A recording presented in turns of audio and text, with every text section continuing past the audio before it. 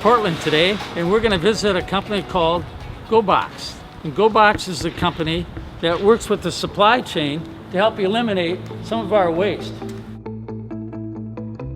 Take a look at what's in this warehouse. I'm sure some of you get food delivered. And when you get that food delivered, often it's packed with a gel bag like this to keep your food cold. Can you imagine what would happen if all this was used by you and thrown into our landfill? Well, this business works with the supply chain to rewash these and reuse these. They inspect them, wash them, and they get shipped out.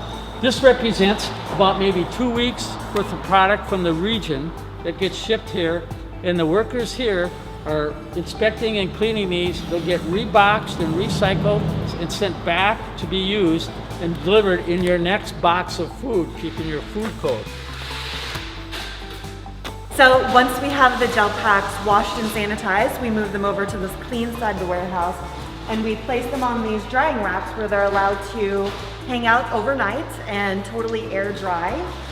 Once they're dry, we package them up into these cardboard boxes that are actually reused as well. So we're not only reusing the gel packs, we're also reusing the boxes that they're packaged into.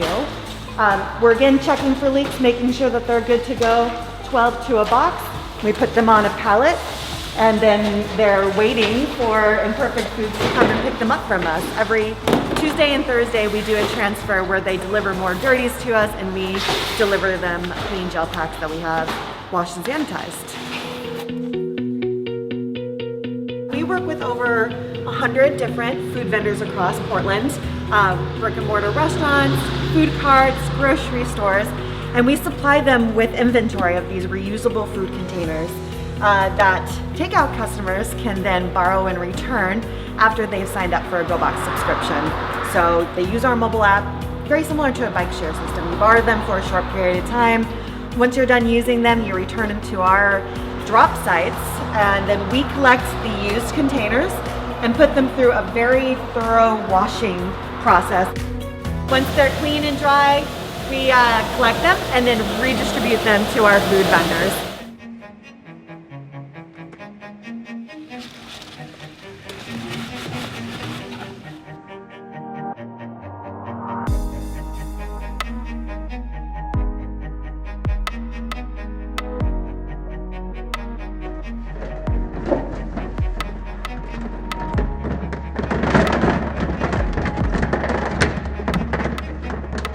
So it's this whole cycle where we deliver them to the food vendors, customers borrow them, return them to our drop sites, we collect, wash, sanitize, and then the cycle can start again.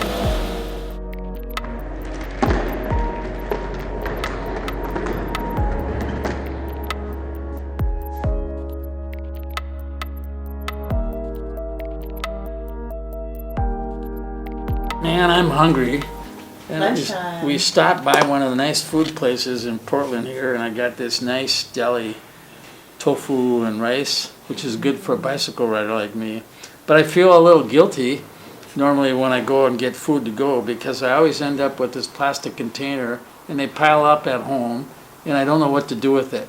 Well, I'm here in Portland today with Jocelyn, Quarrell, the CEO of GoBox, because she has a company that has solved that problem and is helping the world become more sustainable.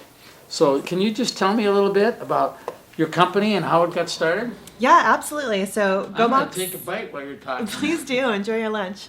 GoBox is all about eliminating waste. The company was actually founded 10 years ago. Our founder's name is Laura Weiss, and she was just really inspired by the local food scene. We have so many great food carts, brick and mortar restaurants, many of them owned by immigrants that come here to make a better life and serve this delicious, flavorful food. But unfortunately, it's all packaged in the single-use packaging. And here in Oregon, food containers, clamshells, they're not recyclable. And compostable food containers, they're actually not accepted in our local composting stream either. So she was inspired to figure out a different solution, and that solution was GoBox. And so I acquired the business 3 years ago, and since then we've been growing really quickly. We work with over 100 food vendors now. We provide them with an inventory of these reusable containers. that hungry foodies, just like yourself, that are passionate about the environment and want to do something about it, you can choose to check out a GoBox reusable container and avoid that single-use container that you have to throw away. And how did you meet her? You know what? It was the strangest thing. I had been building a career in sustainable mobility sharing systems. So I worked in car sharing for a number of years and bike sharing for a number of years. I'm very passionate about bicycles, and I was working for a bike company at the time. And I connected with Laura in a bike group on Facebook, and she just posted her business for sale. You know, she wanted to retire with her husband and move to Washington State. So she was looking for another motivated young woman. Very specifically, she wanted another woman to kind of take over the business. And so we spent the 6 months or so getting to know each other, getting to know the business. And June 2018, I formally acquired GoBox. So there's kind of a psychology that goes with someone who wants to make that leap. And what kind of discussions did you have with yourself or significant others or family and friends that allowed you to have the confidence to make the leap to acquire the company? For me, it's instinct. It's a guttural feeling that this is what you're meant to do right now for this stage of your life. I do have to say, as much as my parents and my husband care for me and want the best for me, but they were both like, are you sure? Like, this business, I have a history, as you can hear from like the car and bike sharing. I like to kind of push on the bleeding edge of things where folks are like, status quo is fine. I'm like, status quo is not fine. We need progress here. We need to change. And so like, here's a way that we can change. Here's a way that we can make a difference. And that's what really drew me to GoBox, is I had never heard of anything like it before. But it was a functioning business. It was a profitable business. It was working. It was eliminating waste every single day. And so, my life savings, I wrote it out onto a check and handed it off and dove right in. I have to say, I've been at it for a little over 3 years now. I did not anticipate being an entrepreneur during a global pandemic, and that has definitely changed my approach in a number of ways. So talk about pre-COVID. Sure. Kind of where the business was going. Yeah. And then COVID hit. Yeah. And it changed everything. For everybody. Yeah, so much. And how did that make you rethink the business? And and now we're starting to maybe come back. We're back and forth. And what do you see the next 12 months like in terms of how your operations have changed to deal with COVID? Sure. So pre-COVID, like I said, I acquired the business in June 2018, and the company was profitable. And so my number one goal for myself was like, don't burn this down. This thing is working. Like, let's grow it. So let's try to find some great partnerships that we can jump in with. And New Seasons was that first big partnership for us. It was so exciting the day that they agreed to start work with us. So explain to people who may not know what New Seasons is. Yeah. New Seasons is a regional grocery store chain. There's 18 locations in the greater Portland metro area. They're locally owned, really locally focused in terms of organic produce, but they do quite a bit of prepared food as well. So you can go in there at the end of a busy day and get pre-made food for dinner, for lunch the next day. And they're a very sustainably minded company as well, and they were cognizant of the impact that their business was having on the environment and the single-use plastic that they were dependent upon to package all of these prepared foods. They reached out to us to ask about how they could potentially work with us to help to reduce the waste that their business was generating. We really began in a phased approach with them. We launched in one store, learned how it would work. Are the customers responding to this? Is this something that is mutually advantageous? And it was clearly, it was. Very quickly we determined like there is a huge, not only environmental need for this, but a cultural desire for it as well. People, as you mentioned earlier, there's a lot of guilt associated with packaging waste that we bring into our homes and just accumulate based on how we live our lives. So how do then the customers of that business in the general public learn about GoBox? Yeah, in a number of ways. New Seasons is great about helping us by putting a lot of signage up around the store so people can learn about what we're doing and how they can work with GoBox, sign up to be a GoBox subscriber and eliminate the waste that they're generating. But also pre-COVID, we were very lucky to have, and we are still very lucky to have a very passionate base of customers that want other people to use the solution. And so we have great word of mouth sort of recommendation, referral, hey friend, hey family member, you should really get on the GoBox train. So we're talking about COVID and pre-COVID. Yeah. And things are kind of rolling along. We were growing very quickly, actually. Yeah. January and February 2020 were our busiest months ever. And then like the bottom fell out. How quickly did the bottom fall out? We slammed into a brick wall at the end of March. I think there was this sort of hope that we were going to avoid what we were seeing happening in other communities. But here in the Pacific Northwest, Seattle saw the first known case of COVID in the country. And I think because of the proximity, Portland shut down pretty quickly. So it was real whirlwind, a matter of a few weeks when life was normal and then everything was abnormal and we were in our homes and there was a pretty strict quarantine period that Oregon went into. Right before then, Yeah. your primary customers were smaller food vendors and restaurants and a few business partnerships that you were just starting. Yeah. So your business went from whatever percent down to like 10% or 20% of what it was? We went to 0%. Went to zero. So many of our food vendor partners, they were all shut down as well. Yeah. Like everybody was told to go home and stay home. And so restaurants shut down, offices shut down. And those were the people that we were working with. And so we had no one to really serve. And in addition to that, we were so in the dark about what this virus was, how it was transmitted. And I think early on, if we can recall, the very real fear that we all had in terms of, are we bringing the virus into our homes when we're bringing other things into our homes? If you remember just having to wipe everything down. And the impact of that on reuse was very acute, right? Because all of a sudden using something that somebody else had used was seen as a huge danger. And so we just stopped. There was a total stoppage, and a solid 2 or 3 months of there was nothing happening. We were trying to keep ourselves healthy and wait and see what science told us. What was the moment that something occurred that started to give you a sense that things were starting to maybe turn around and you could go maybe from zero to some business? Yeah.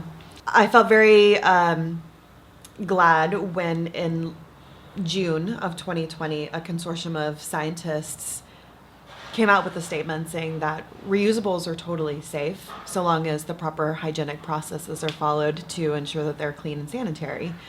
We have all been utilizing the same plates and silverware and glasses in every restaurant that you've ever eaten in for many, many years. It's just that those things are washed and sanitized using commercial grade cleaning equipment before they're used between people. And so for that statement to be released and for scientists to say commercial dishwashing equipment will make reusables safe from COVID-19. This is not the fear of this virus. So reuse is something that can absolutely coexist while we're still in the process of finding our way out of this pandemic. And that started to open the door just a crack where people, there was already sort of this exhaustion of all the things that we were bringing into our homes had been like double, triple, quadruple wrapped in plastic for our security. And a lot of the trash that we had previously been disposing of in our offices, in our work situations, we didn't really see that trash because somebody else was managing it. And all of a sudden, all of that trash was coming into our homes and we had to manage it.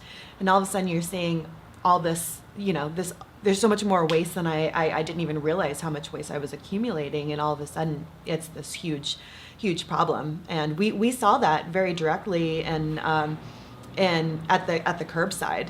Our local garbage rates went up last year because of the increased volume of waste that households were throwing out. So one of the enlightening things that happened, you feel, is that people got a little more conscious about the waste they were generating, because they had to take care of their waste a little bit differently. Yeah. They had to manage their homes a little bit differently. Yeah. And that started to adjust some attitudes and gave a sliver of an opening. And so, like most entrepreneurs, you're kind of staring at the abyss. Yes. You don't know what's on the other side, and you're having some conversation with your husband or your family. Tell me a little bit about the kind of emotional feelings and discussions that you had to have in order to keep going. There were dark days. I was asked very, very directly, is this business going to be something that exists post-COVID? Can this business exist post-COVID? Instinctively, in my gut, I know that this is the future.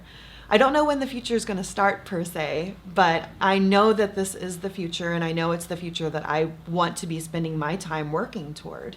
That's a great insight. So what you're saying is that you didn't have the facts, you didn't really know, but you knew there was you were going to get to the other side, and the trends that were happening before the pandemic were somehow going to continue, and that there would still be an opportunity for people because of other things that were going on in the environment. In fact, maybe the pandemic was an example of that. Precisely. So that leads a little bit into your insight and your philosophy and your mission.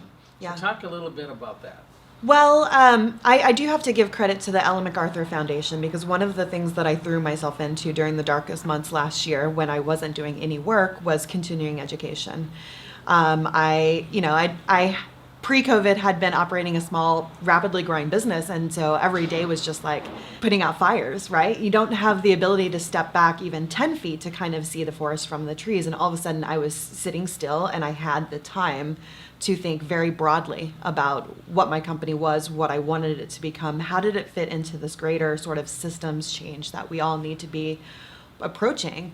And the Ellen MacArthur Foundation, which is an international NGO, they hosted a virtual workshop about the circular economy. And it touched on a number of topics, everything from single-use plastics to fashion, to automotive, like our mobility future. And it was just a really valuable opportunity to hit the books and learn about what have I really been working on when we talk about systems change. Like, how could I do this better? How could I do this in relation with other entrepreneurs that are trying to work within the circular economy? How can I look beyond just what GoBox is doing to think more broadly about other problems that could possibly be solved in the work that we were accomplishing? And having the ability to zoom out to that like 60,000 foot view of the world and of society and of the trajectory that we were going on helped to formulate some of the other values that GoBox is working toward. So what are those values? Yeah, I mean, I think that wealth inequality is a super. It is one of the biggest challenges that we have to try to solve, and the way that wealth inequality affects society. And we are only so strong as those folks that need support in our society. We can't progress until everyone can progress with us and take these steps forward. And one of the elements of sustainability is often that sustainable products or services are they can often be economically inaccessible to communities that are often the most impacted by negative impacts of our consumer behavior. And plastics is certainly an example of that. The places where fracking is taking place, where plastic production is taking place, where plastic disposal is taking place. There are communities that are more affected by those processes than other communities because of long history of racist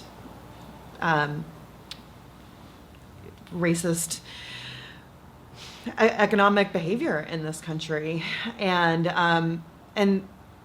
having the ability to come more face to face with that and recognize that I'm not just trying to bring reusable packaging to one type of community in Portland. Like, this is a problem that is affecting many different types of communities, and we need to think holistically about all those different types of communities and how the solution could potentially impact both negatively, hopefully lessen as few negative impacts as possible, but how can we really bring the positive impacts so that it's accessible to all, and that there's an opportunity for people to equally engage with these types of solutions. So it sounds like, so as you were at home in the dark days, learning about this, you got more passionate that you were on a path that was important. Yes. Not just for your own personal benefit and your own business benefit, but also to help us move forward in a way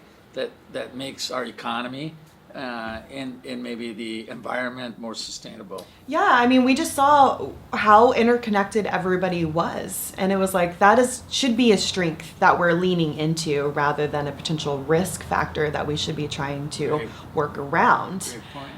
And that's what the circular economy is all about. And the circular economy, of course, is a economic model that is really trying to see waste not as waste.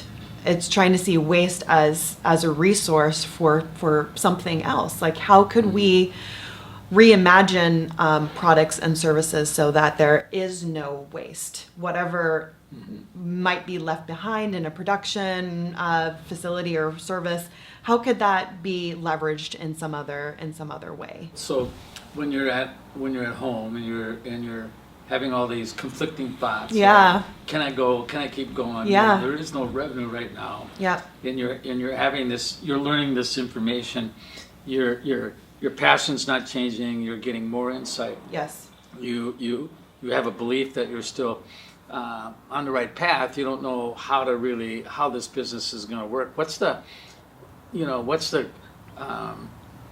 the moment maybe where you sat down with your husband and said, well, I'm not exactly sure how this is going to work, but I'm going to keep going? And what was everyone's reaction around you? How did they discuss that and support you or not support you in terms of getting to where you are today?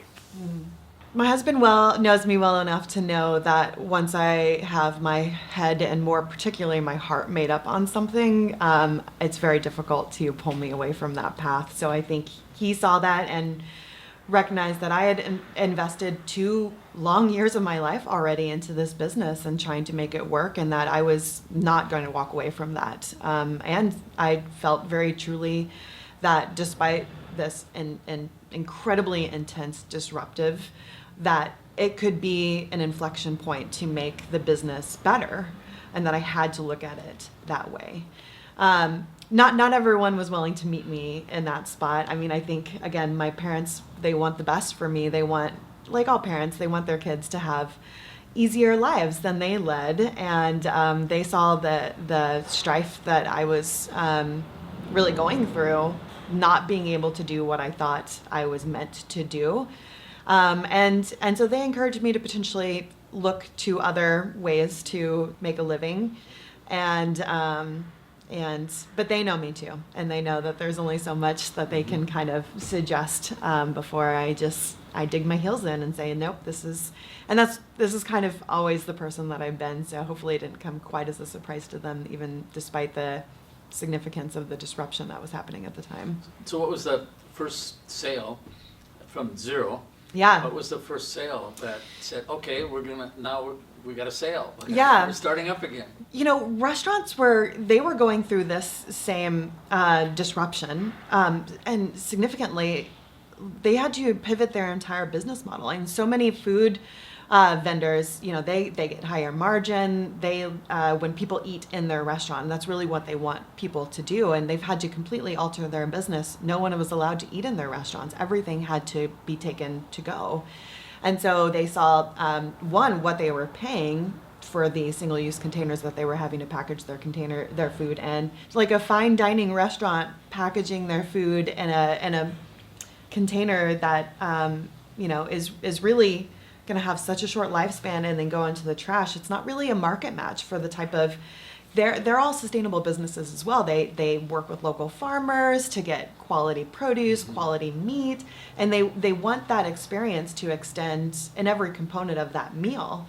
And so there is a local chef, Chef Vance, of a great Vietnamese restaurant that's right around the corner from where we are right now, called Burloo. And Chef Vance reached out to me and said, hey, we're a fine dining restaurant, but we're pivoting to sort of a meal, take-home meal for our customers, and we're interested in using your reusable containers. So I was so eager for the opportunity to get back to business and jumped right in. And, we had to learn as we went, because it was a slightly different business model than what GoBox had been doing previously. But it was an available opportunity, a very passionate chef, and a very passionate customer base as well, who wanted this sort of higher end experience they're not able to go out to eat, so they wanted the experience of a nice meal at their home, and certainly that nice meal being packaged in something that they didn't just immediately toss in the trash helped to amplify it and make it clear to them, I think, that there's other options out there than just single-use plastic. So it gets back to what you were saying earlier a little bit about how there was this shift, and then there's this insight, and then people learn to change their business activity and their operations, and then you had the opportunity to be in a position to take advantage of that, because essentially there was something new being introduced into the supply chain in a different way, which was, we're conscious of this, but now there's a big shift in going to takeout, and so that's a growing potential for you. Tell me a little bit about your business model. Who are your customers, and kind of how the revenue works, because there's businesses and there's individuals. And tell us a little bit about how all that works. Yeah, sure. So for our B2C side of the business, that's what we do with these food containers. We basically have three revenue streams.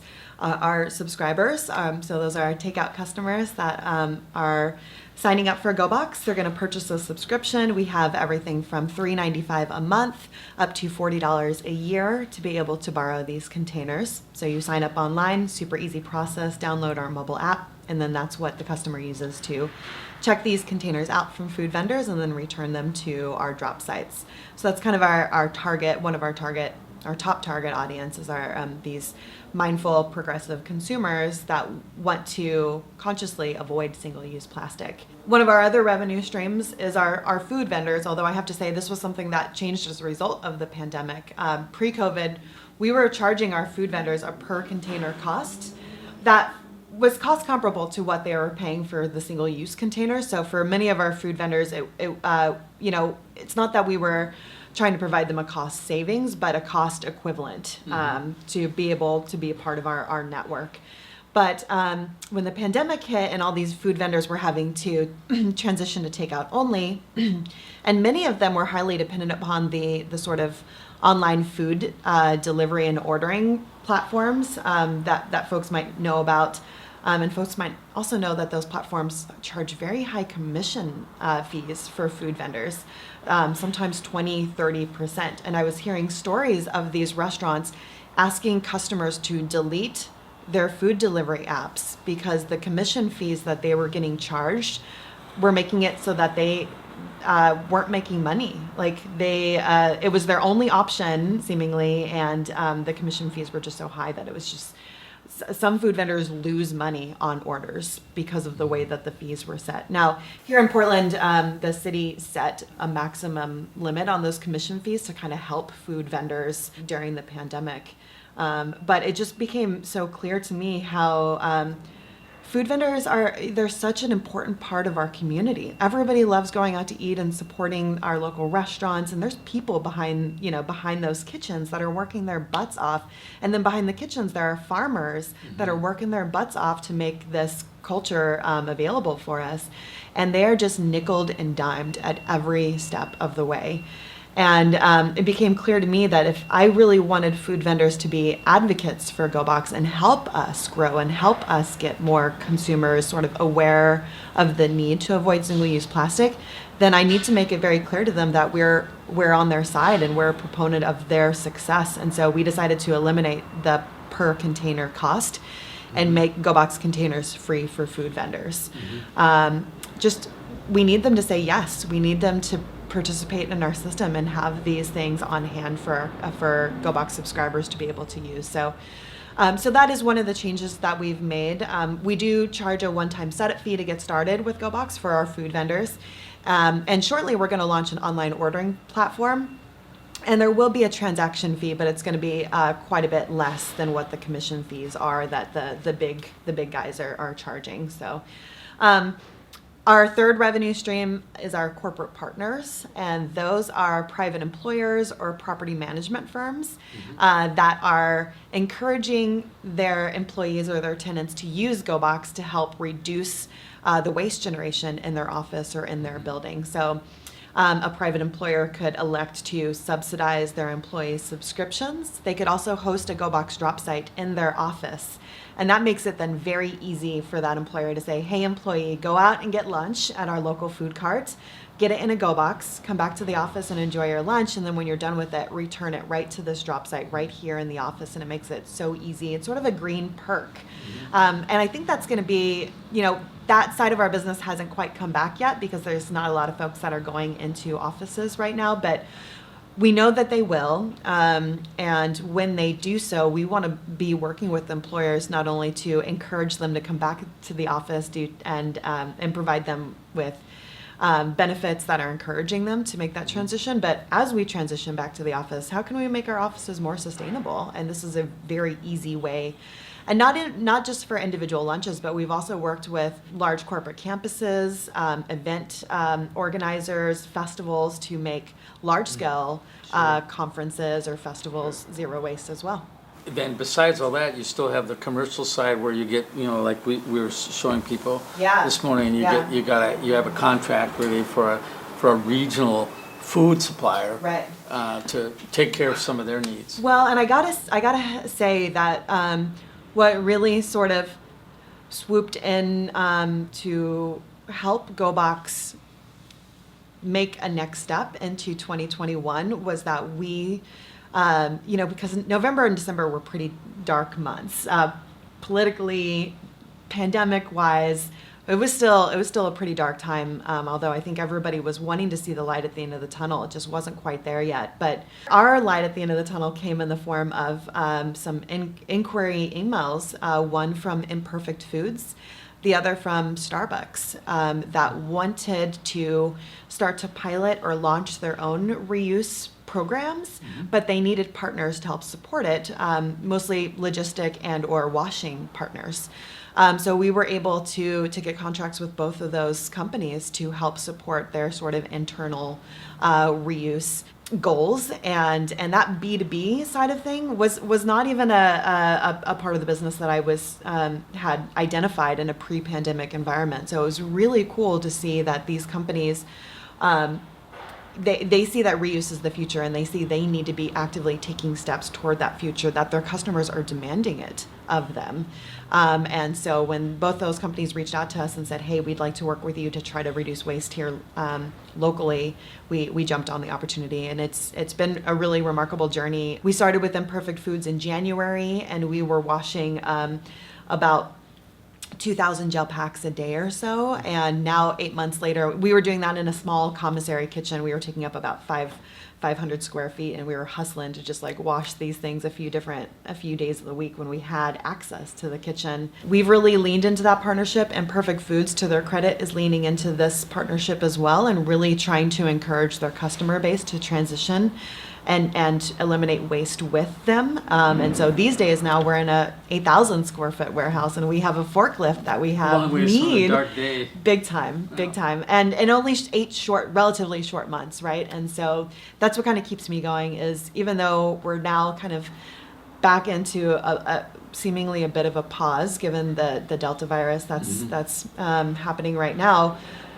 We have no idea what the next 8 months will be and will bring for us. And I'm an eternal optimist, and so if we were able to grow so much and make so much of a difference just with one company over the past 8 months, what could we do in the next 8 months or the 8 months after that if a few more companies come on board and a few more customers become empowered at reuse, helping them to eliminate waste personally. So I met you actually when you presented to the Equitable Economy Fund. And can you tell us a little bit about how you got connected with them? Yeah. And what did they do for you? Absolutely. So this was actually one of the things, as we were talking about last year and leaning into that continuing education and thinking about what are the other social challenges that we have presented to us that I can try to help solve as an entrepreneur, and leaning into that wealth inequality challenge and the social justice issues, I began researching cooperative ownership companies and the way that they help to bring people deeper into organizational success. And then you just learn the stats that cooperatively owned companies are more productive, have higher rates of employee well-being and enthusiasm, and they stay longer with the company. And so I started to lean into, well, gosh, could GoBox be a cooperative? Who would I want to share ownership with? How would I share ownership with other people? A friend who works for an investment firm called DRK was familiar with the Start.coop folks, and she recommended that I reach out to speak with them, and so I did. We had a conversation, and they encouraged me to submit an application to their next business accelerator cohort, and so I did, and I was so thrilled, absolutely thrilled to have been accepted. And so between February and June, I was actively involved in Start.coop Business Accelerator program, where each week we delved into another aspect of entrepreneurship or small business, but with this overarching understanding that shared ownership, shared stewardship is a tool that we have, in a capitalistic tool that we have that could change the model, right? Capitalism in some groups is kind of a dirty word. Like it's seen as this like hyper greedy, hyper like, non-sustainable, just like growth for the sake of growth sort of mentality. And that is a type of capitalism, but not all capitalism has to be that way. There are different tools at our disposal, and cooperative ownership is a tool that we can use to kind of change the story and bring more people into the fold, address that wealth inequality, especially for these startup companies, which often, when startups are one or two founders getting it going, and then they get some venture capitalists that make investments into it, but it's still a pretty small group, and it's that group that once that company becomes successful, that really gets the big payout from the success. That small group didn't make that company successful. The employees and the customers and the greater community is what makes that company successful. So how can we bring that mentality into what we're trying to do here? So I'm from an ag area, and there's a lot of ag co-ops, and I always like to think of ag co-ops and ESOPs and things like that as figuring out a way to make all the employees small business owners, because essentially that's what they are. And so that's how you can create wealth creation. But also they can learn what they do on an everyday basis, how it impacts the sustainability and profitability of the company, and they benefit in that. So, when you go through this experience, you have people that give you advice. Some give you really good advice and you follow that advice. Some people give you good advice and you don't follow it. So tell me maybe one or two really salient pieces of advice you got that you followed, and maybe something that was maybe good advice but you decided not to follow, and why didn't you follow it? Two pieces of good advice. I have a business mentor that I've been working with since I acquired the company, and I didn't know her prior to the acquisition, but very quickly we jived together, and she understood me, I understood her without much needing to be said, which is always very empowering when you are seen and understood by somebody pretty quickly. And she has seen me struggle through a number of sort of business decisions, but she always reminds me to just like trust myself. Like you know, even though I am going toward this cooperative ownership model and trying to figure out how to make that work, and there's still some challenges outstanding there.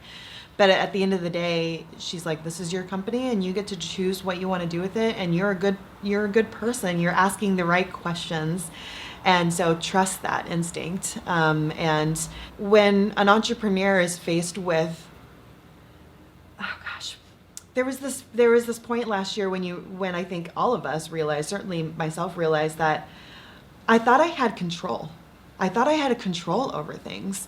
I have control over no things at all. Absolutely everything is out of my control except for how I take this, how I, deal with what is presented to me. And I think that's something that I'm still very acutely aware of, is like the concept of control is so, it's just a concept. And so recognizing that at the end of the day, like, there are decisions to be made, make them to the best of your ability, and then stick with it and be committed to your decision and see it through. And don't be wishy-washy, and don't try to like crystal ball the future, because you're going to get it wrong. There's just no way that you can get it right. There's too many things at play. So what was something that you didn't follow? Well, I mean, there were people that suggested there was time to wrap it up and find what my next project was going to be, because clearly, the world's not ready for reuse. And that could still be good advice, maybe, for some people. But I think, as we've discussed, like, my mentality was such that, like... Well, sure. So what you said is the first one was about following your inner soul, Exactly. so to speak, and the second one was not necessarily to ignore that. It was saying maybe the opportunity wasn't there, you had to seek elsewhere. So it wasn't a bad advice; it was just different advice. Right. And you decided to stick with where your soul is today. Yeah. And if you were going to advise another entrepreneur and give them some advice, what would you tell them? I would tell them, I do want to share just one other piece of good advice that I got that I am looking to follow, because I think it plays into that. But build yourself a community that provides you what you need, and ask for what you need when you need it as well. So we're still in the process of formalizing a board of directors, but before we even get to that point, we're working on developing just an advisory board. And I ask a lot of people for just their time to sit and either listen, or sometimes I ask for advice, and to put some formal barriers around that, and not only talk to people one-off, but like the magic that happens when you get a bunch of smart people in the room at the same time has been kind of eye-opening. So I like to share that piece of advice to as many people as possible, is like, find your tribe, find your people, and pull them and keep them close, and formalize it a bit. Say, we're going to meet quarterly, we're going to meet monthly for a couple of hours, and come prepared to make valuable time, not only of your time, but also of the people that are being generous with their time and their energy and their thoughtfulness as well. So it sounds like you're saying cultivate a community of support. Yeah. And make sure you are a steward of that community, because you're going to need it. Oh gosh, will you need it? Excellent advice. Tell us one more time, GoBox. GoBox.com or .org? Or? Please learn more about GoBox, learn more about reuse, and sign up to use GoBox at GoBoxPDX.com. And remember, when you do this, you're taking that small step and taking some responsibility to help with sustainability and change how we do things to the benefit of yourselves and others. Thank you very much. Yeah, Excellent. Thank you, Steve. Yep. Click on the sign up button, or you can download our mobile app. If you search either Android or Apple stores for GoBox, you'll find our app. You can download it and sign up for a subscription very quickly, just a few minutes, and then you're ready to reuse. So go to GoBox and get that subscription because the future is in your hands. You can make a difference in your small way, and a lot of small ways add up as people are learning. So thank you very much. It was a pleasure. For your time. Thanks, Steve. There is one little stat that we can share. We've now eliminated over 700,000 single-use products. Wow. Just your company. Just our company. Wow, that's a big stat. Yeah. We'll have to work that in.